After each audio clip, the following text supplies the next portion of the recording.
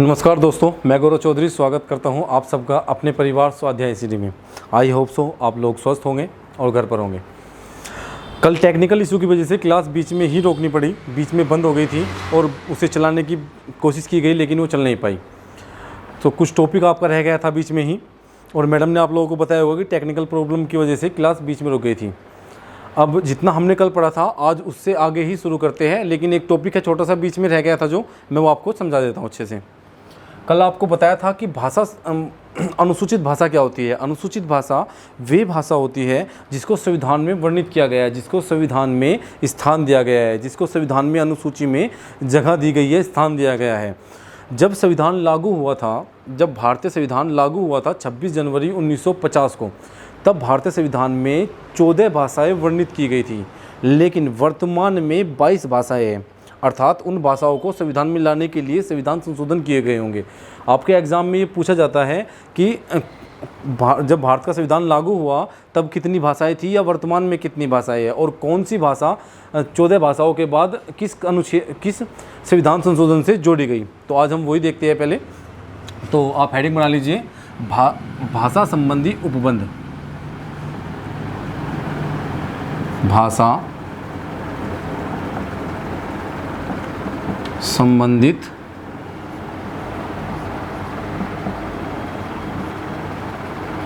उपबंध।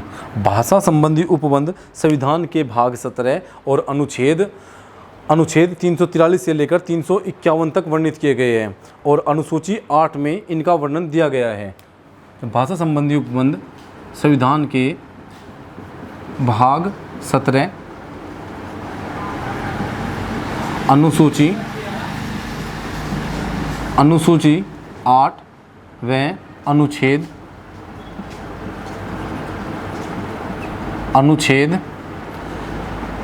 343 से लेकर 351 तक वर्णित किए गए हैं। कल मैंने आपको बताया था कि कौन सा अनुच्छेद आपके लिए इम्पोर्टेंट है और मैंने आपको अच्छे से डिफाइन भी कर दिया था। ठीक है बच्चों, आप लोगों को वही पढ़ना है। अब हम देखते हैं कि जब भारत का संविधान लागू हुआ था उस टाइम भारत के संविधान में 14 भाषाएं थी। 14 भाषाओं का वर्णन दिया गया था। 14 भाषाएं थी, भारतीय संविधान में 14 भाषाएं थी, लेकिन वर्तमान में 22 भाषाओं का वर्णन दिया गया है। वर्तमान में भारतीय संविधान में 22 भाषाएं हैं। इसके लिए कुछ संविधान संशोधन किए गए थे। जैसे 21वां संविधान संशोधन किया गया। 21वां संविधान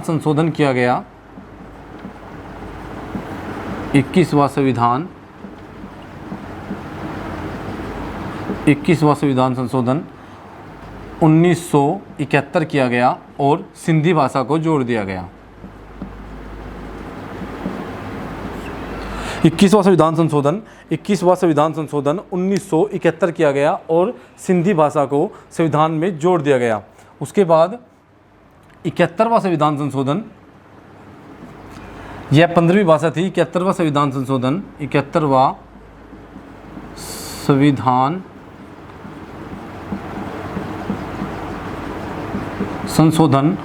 1993 किया गया और जिसके द्वारा भारतीय संविधान में 3 भाषाएं जोड़ी गई, जिसमें नेपाली, मणिपुरी और कोंकणी भाषा है।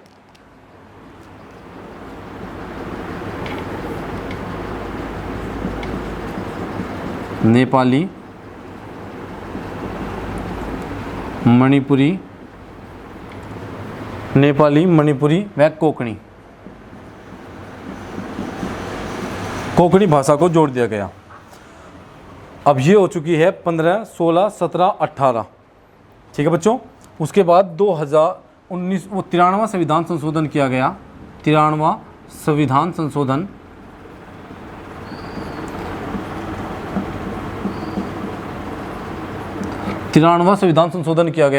2003 में और 4 भाषाएं जोड़ी गई। मैथिली,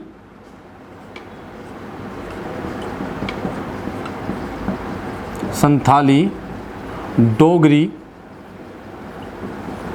बोडो। मैथिली, संथाली, डोगरी और बोडो इन भाषाओं को जोड़ दिया गया। अब ये भारतीय संविधान में 22 भाषा हो चुकी है। 1971 में सिंधी जो 15वें नंबर की भाषा थी, 1993 में नेपाली, मणिपुरी, कोंकणी 16वीं, 17वीं और 18वीं, और 2003 में जोड़ी गई मैथिली, संथाली, डोगरी और बोडो। 15, 16, 17, 18, 19, 20, 21 और 22, टोटल 22 भाषाएं आज वर्तमान में भारतीय संविधान में वर्णित की गई है। 22 भाषाओं को भारतीय संविधान में जगह दी गई है। अब इन्हें याद रखने के लिए, जैसे नेपाली, मणिपुरी और कोंकणी के लिए एक ट्रिक है जिसे नमक बोलते हैं। नमक, न से नेपाली, मैं से मणिपुरी और कैसे कोंकणी। तो नेपाली, मणिपुरी और कोंकणी। अगर बात करते हैं जो मैथिली, संथाली, डोगरी और बोडो है, इसके लिए भी एक ट्रिक है जिससे आप आसानी से अच्छी तरह याद कर लोगे, जिसे बोलते हैं MSDB।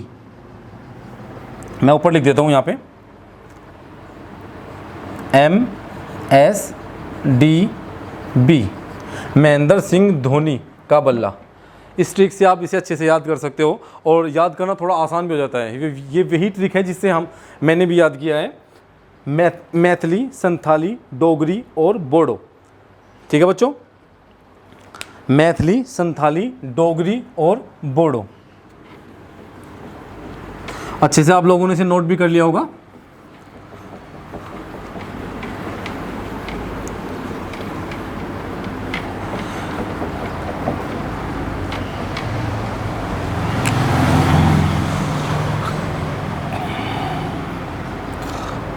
कल नेट का इशू होने की वजह से क्लास बीच में ही रुक गई थी। इस वजह से जहाँ पे हमने टॉपिक छोड़ा था, अब हम वहाँ से ही शुरू करते हैं, वहीं से आगे शुरू करते हैं।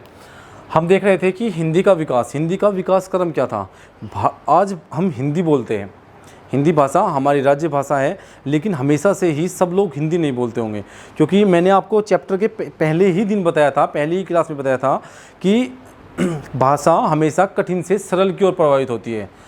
भाषा का यही एक क्रम होता है, वो कठिन से सरल की ओर ही प्रभावित होती है। जैसे पहले संस्कृत बोली जाती थी, आज हिंदी बोली गई। उसी प्रकार हिंदी का विकास कैसे हुआ? ऐसा तो नहीं होगा कि संस्कृत से सीधी हिंदी ही बन गई होगी, नहीं, कुछ समय लगा होगा, कुछ टाइम लगा होगा, बीच में बहुत सारी भाषाएं भी आई होगी। तो इसी प्रकार आज हम देखते हैं वे कौन सी भाषा है और किस किस कालक्रम तक कौन सी भाषा रही है। जैसे संस्कृत बोलना कठिन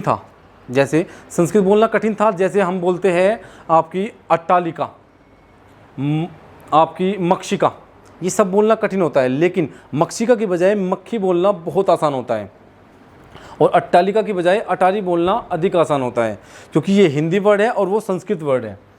ठीक है, अब देखते हैं बच्चों, हेडिंग बनाइए, हिंदी भाषा का कालक्रम।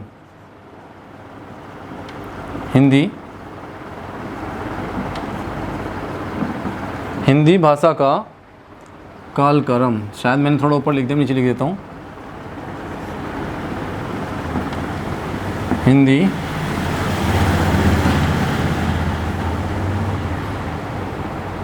हिंदी भाषा का कालक्रम। संस्कृत से हिंदी बनने में कुछ समय लगा होगा, क्योंकि जब भी कोई भाषा कठिन से सरल की ओर प्रभावित होगी, किसी भाषा का विकास होगा, तो कोई विकास चरण भी होगा, किसी न किसी चरण से वो भाषा निकल के जाएगी, गुजरेगी, और कुछ समय पीरियड तक अदर लैंग्वेज का विकास भी होगा। जैसे संस्कृत से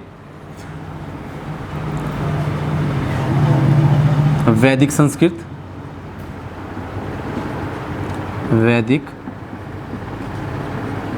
वैदिक संस्कृत से बनी लौकिक संस्कृत,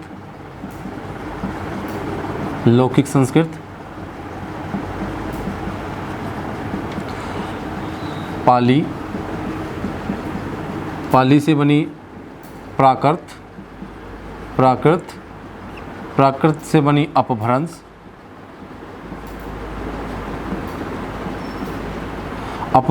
अपभ्रंश से बनी आवट, आवट से बनी वर्तमान हिंदी।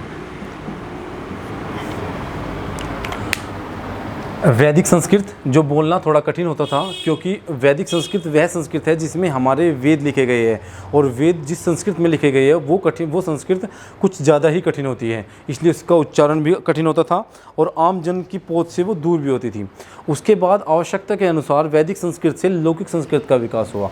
लौकिक संस्कृत वह संस्कृत है जिसमें रामायण लिखी गई है।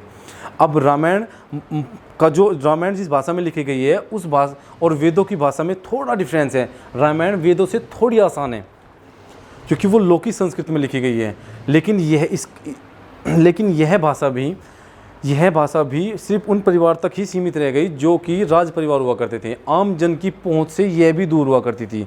इसलिए भाषा का विकास क्रम चलता रहा और पाली भाषा का उद्भव हुआ। पाली भाषा को प्रथम देश भाषा कहा जाता है और यह आम जन की भाषा भी कहलाती है। महात्मा बुद्ध ने अपने उपदेश पाली भाषा में ही दिए थे क्योंकि यह आम जन की भाषा थी। इसे हर मनुष्य के द्वारा समझा जा सकता था और हर मनुष्य इसे बोल सकता था।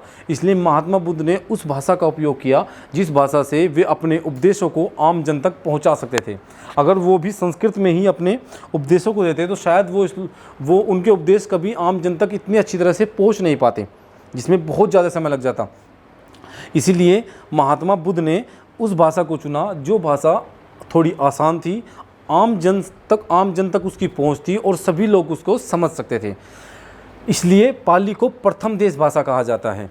प्राकृत, अगर हम बात करते हैं प्राकृत से विकास, पाली के बाद प्राकृत का विकास हुआ, पाली से ही प्राकृत आई। प्राकृत वह भाषा है जिसमें महावीर स्वामी ने अपने उपदेश दिए। महावीर स्वामी ने अपने उपदेश देने के लिए उस भाषा को चुना जो आम जन की भाषा थी। ये पहली आम जन की भाषा कहलाती है और ये दूसरी आम जन की भाषा कहलाती है। प्राकृत दूसरी आम जन की भाषा है। प्रथम देश भाषा पाली और द्वितीय देश भाषा प्राकृत कहलाती है क्योंकि पाली के बाद प्राकृत का विकास हुआ। प्राकृत पाली से थोड़ी आसान थी बोलने के लिए और हमेशा भाषा का यही तो रूप होता है। भाषा हमेशा कठिन से सरल की ओर प्रभावित होती रहती है और लगातार इस क्रम में चलती रहती है जो निरंतर परिवर्तनशील रहती है। अब बात करते हैं प्राकृत के बाद आई अपभ्रंश। अपभ्रंश का अर्थ होता है बिगड़ा हुआ रूप, अर्थात भाषा का वह रूप जो कुछ बिगड़ गया था। ठीक है, भाषा का वह रूप जो कुछ बिगड़ गया था, लिपि से कुछ हट गया था। अपभ्रंश के बाद आया आवट। आवट जो है अपभ्रंश का उत्तरकाल ही आवट कहलाता है। अपभ्रंश का उत्तरकाल आवट भाषा कहलाता है। इसका समय पीरियड कुछ कम है। आवट के बाद बनी अपनी वर्तमान हिंदी, जो हम बोलते हैं, अच्छी तरह समझ पाते हैं और संस्कृत और अन्य भाषाओं के मुकाबले बहुत आसान भी है। आपसे पेपर में इसी तरह से पूछा जाएगा कि हिंदी का कालक्रम बताइए, जैसे वैदिक संस्कृत, लौकिक संस्कृत, पाली, प्राकृतिक, अपभ्रंश, आवट और हिंदी। अब ये सारी भाषाएं, जैसे वैदिक संस्कृत हुई, लौकिक संस्कृत हुई, पाली हुई, ये तो हुआ नहीं होगा कि बहुत जल्दी से ये भाषाएं आई होगी और चली गई होगी। नहीं, इन भाषाओं को काफ़ी लंबा टाइम लगा होगा और इन भाषाओं ने काफ़ी लंबे समय तक अस्तित्व में रही होगी। ये भाषाएं काफ़ी लंबे समय तक अस्तित्व में रही होगी। तो कुछ कालक्रम रहा होगा हिंदी तक पहुंचने के लिए। प्रत्येक भाषा ने कोई ना कोई कालक्रम से गुजरी ही होगी। अब हम देखते हैं कि कौन सी भाषा का कितना कालक्रम रहा है, किस किस समय तक कौन सी भाषा का विकास रहा है, कौन सी भाषा किस समय तक अस्तित्व में रही है। आपका हेडिंग होगा हिंदी का कालक्रम। हेडिंग ये रखिए क्योंकि इससे कुछ नहीं है, कालक्रम हमें देखना है। वो हिंदी का विकास था, हिंदी का कालक्रम था। ये जो कालक्रम हम अब देखने जा रहे हैं ये समय के अनुसार होगा कि किस समय तक कौन कौन सी भाषा रही है। जैसे अगर हम बात करते हैं प्राचीन आर्य भाषा,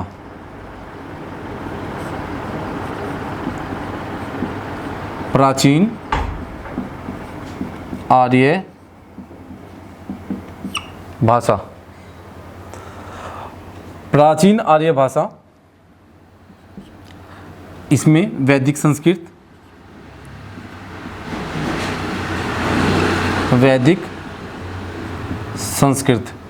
और दूसरी लौकिक संस्कृत।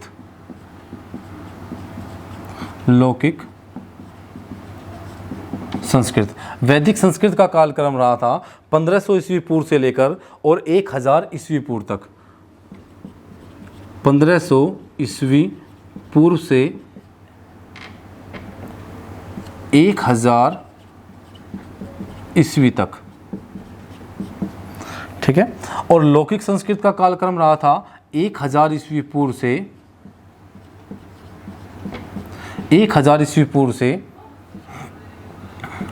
500 ईस्वी पूर्व तक। यहाँ पे भी ईस्वी पूर्व तक ही है, 1000 ईस्वी पूर्व तक। ठीक है बच्चों। लौकिक वैदिक संस्कृत वह संस्कृत है जिसमें वेद लिखे गए हैं, और लौकिक संस्कृत वह संस्कृत है जिसमें आपकी रामायण लिखी गई है। उसके बाद आई प्राचीन आर्य भाषा, मध्यकालीन आर्य भाषा।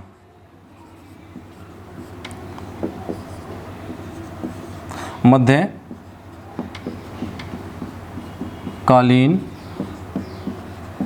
आर्य भाषा। मध्यकालीन आर्य भाषा में आपकी मध्यकालीन आर्य भाषा का कुल कार्यक्रम रहा है। प्राचीन आर्य भाषा 1500 ईस्वी पूर्व से 500 ईस्वी पूर्व तक। ठीक है। मध्यकालीन आर्य भाषा में आपकी पाली, जिसे प्रथम देश भाषा भी कहा जाता है, प्रथम देश भाषा, प्रथम देश भाषा, जिसमें महात्मा बुद्ध ने अपने उपदेश दिए हैं, और महाजनपद काल की भाषा भी पाली ही थी। महाजनपद काल की जो भाषा थी उसे वह भाषा पाली ही थी। पाली 500 ईस्वी पूर्व से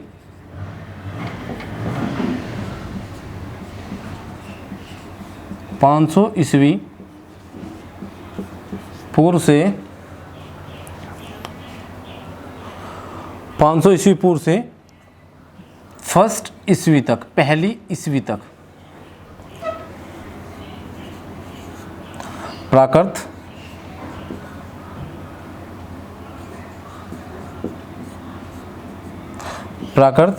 द्वितीय देश भाषा भी कहा जाता है, और महावीर स्वामी ने अपने उपदेश प्राकृत भाषा में ही दिए थे। इसका कालक्रम रहा है पहली ईस्वी से लेकर 500 ईस्वी तक। मध्यकालीन आर्य भाषा कुल मिलाकर 500 ईस्वी पूर्व से और 500 ईस्वी तक इसका कालक्रम रहा है। प्राचीन आर्य भाषा की बात करते हैं। हिंदी का कालक्रम जो है, हिंदी का कालक्रम 3 भागों में विभाजित किया गया है। नंबर एक प्राचीन आर्य भाषा। प्राचीन आर्य भाषा में पहले नंबर पर आती है आपकी वैदिक संस्कृत। वैदिक संस्कृत 1500 ईस्वी पूर्व से लेकर 1000 ईस्वी पूर्व तक इसका कालक्रम निर्धारित किया गया है। वैदिक संस्कृत के बाद लौकिक संस्कृत का जो कालक्रम था वो 1000 ईस्वी पूर्व से लेकर 500 ईस्वी तक, 1000 ईस्वी पूर्व से लेकर 500 ईस्वी पूर्व तक इसका कालक्रम रहा है। उसके बाद मध्यकालीन आर्य भाषा, पहली भाषा होगी पाली, जो 500 ईस्वी पूर्व से लेकर पहली ईस्वी तक, और प्राकृत जो भाषा थी वो पहली ईस्वी से लेकर 500 ईस्वी तक इसका कालक्रम रहा है। पाली को प्रथम देश भाषा भी कहते हैं, और महात्मा बुद्ध ने पाली में ही अपने उपदेश दिए थे, महात्मा बुद्ध ने। और इसे जो पाली है ये प्रथम देश भाषा कहलाती है, और महाजनपद काल की भाषा पाली ही थी। प्राकृत की अगर हम बात करते हैं तो प्राकृत को द्वितीय देश भाषा कहा जाता है। महावीर स्वामी ने अपने उपदेश प्राकृत भाषा में ही दिए थे। आई होप आप लोगों ने नोट कर लिया होगा।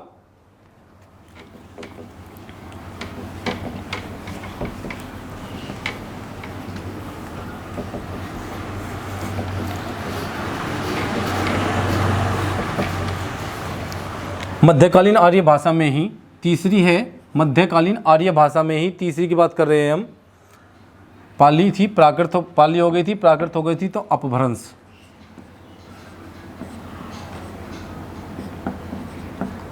अपभ्रंश की जो अपभ्रंश का कालक्रम रहा है 500 ईस्वी से लेकर 1000 ईस्वी तक।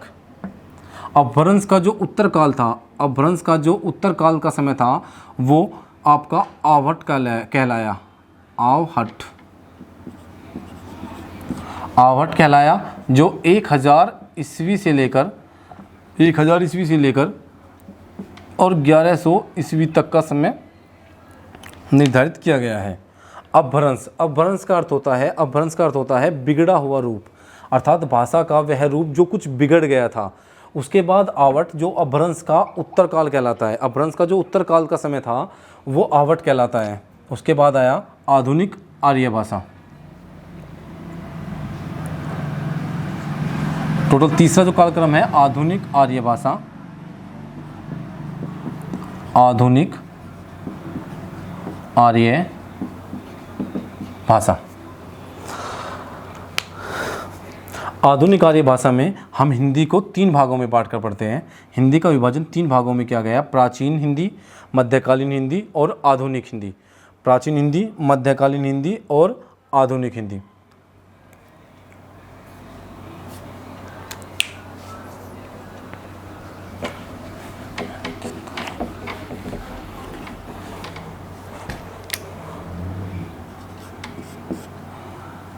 आधुनिक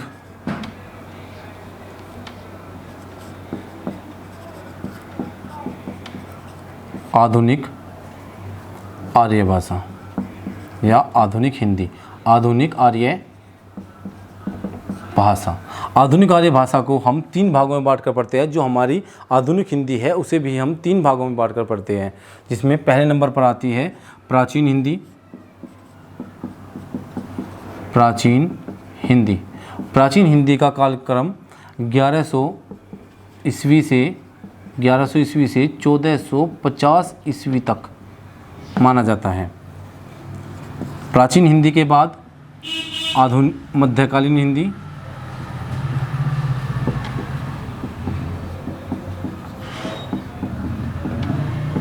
मध्यकालीन हिंदी जो 1450 ईस्वी से लेकर 1850 ईस्वी तक निर्धारित किया गया है।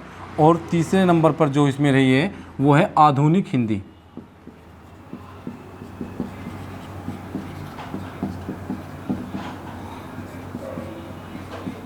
आधुनिक हिंदी 1850 ईस्वी से लेकर और अब तक 1850 ईस्वी से लेकर अब तक आधुनिक आर्य भाषा को 3 भागों में बांटकर पढ़ा जाता है, जिसमें आपकी प्राचीन हिंदी जो 1150 ईस्वी से लेकर और 1450 ईस्वी तक मान्य है। मध्यकालीन हिंदी 1450 से लेकर 1850 ईस्वी तक। और आधुनिक हिंदी, जो आधुनिक हिंदी है मध्यकालीन हो गई, आधुनिक हिंदी है 1850 ईस्वी से लेकर जो अब तक, जिस हिंदी को हम बोलते हैं। ये हिंदी का वह कालक्रम है जिससे हिंदी गुजरकर आज तक यहाँ तक पहुँच पाई है। ठीक है बच्चों, आप लोग इसे नोट कर लीजिए।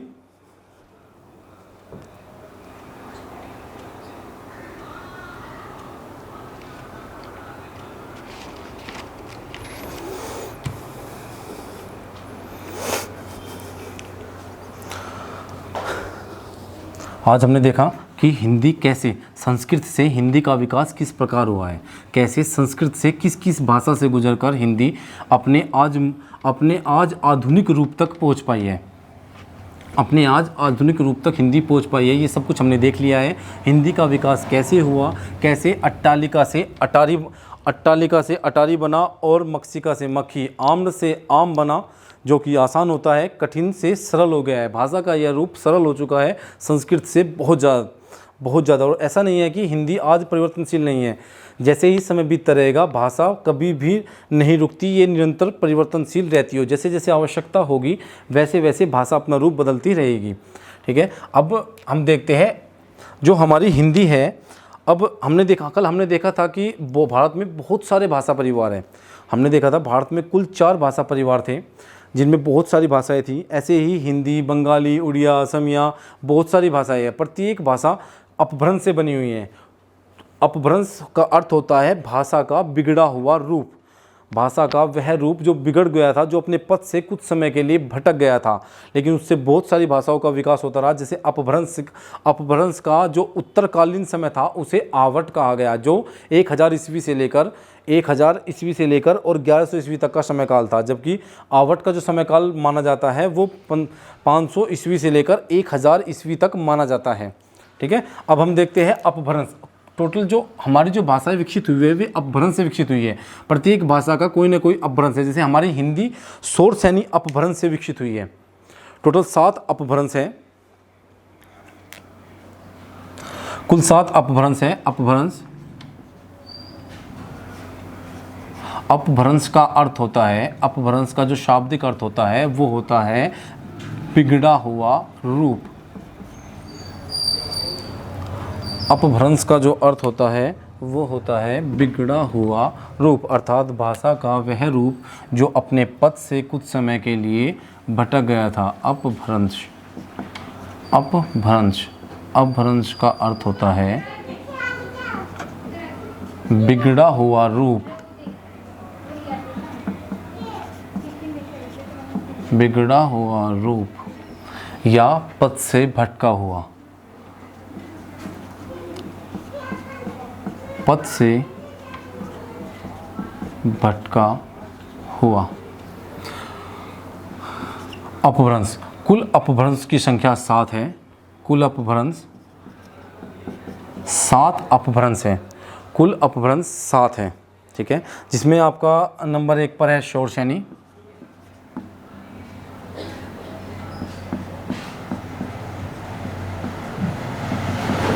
शोरशैनी अपभ्रंश,